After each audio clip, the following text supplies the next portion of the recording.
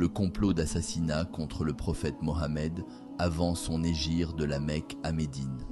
Dès que le prophète a commencé à prêcher l'islam, il a rencontré une forte opposition de la part des notables de la Mecque, principalement parce que ses enseignements remettaient en question l'ordre social et économique établi, en particulier l'idolâtrie qui était une part importante de leur culture et des revenus liés au pèlerinage.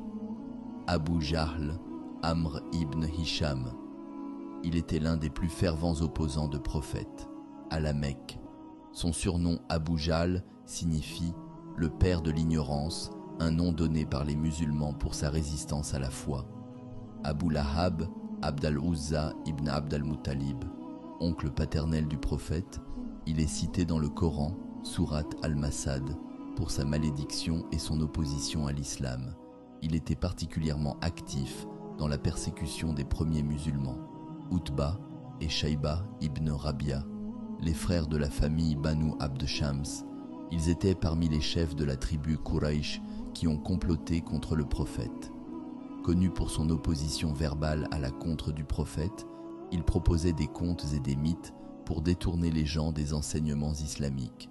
Les chefs Quraysh, voyant que les efforts pour faire taire le prophète échouaient et que ses partisans augmentaient, décidèrent d'un plan pour l'assassiner. Ce plan visait à distribuer la responsabilité de l'assassinat parmi plusieurs clans pour éviter les représailles tribales.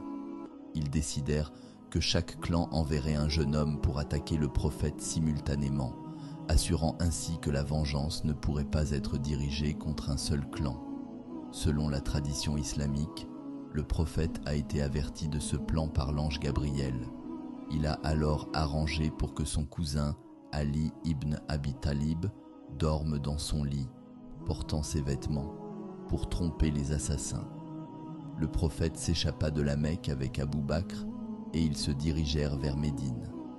Cet événement marque le début de l'hégire, considéré comme l'événement fondateur de la communauté musulmane, Ummah. Le calendrier islamique commence avec cette migration en 622. La fuite du prophète et l'échec du complot ont finalement conduit à une augmentation de son influence à Médine, où il a pu établir une base pour l'islam, loin de la persécution de la Mecque. Ces détails sont basés sur les récits traditionnels et les biographies du prophète, principalement celle d'Ibn Ishaq, complétées par diverses collections de hadiths.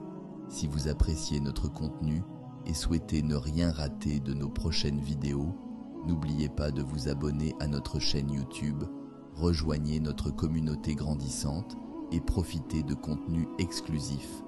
Merci pour votre soutien et à très bientôt.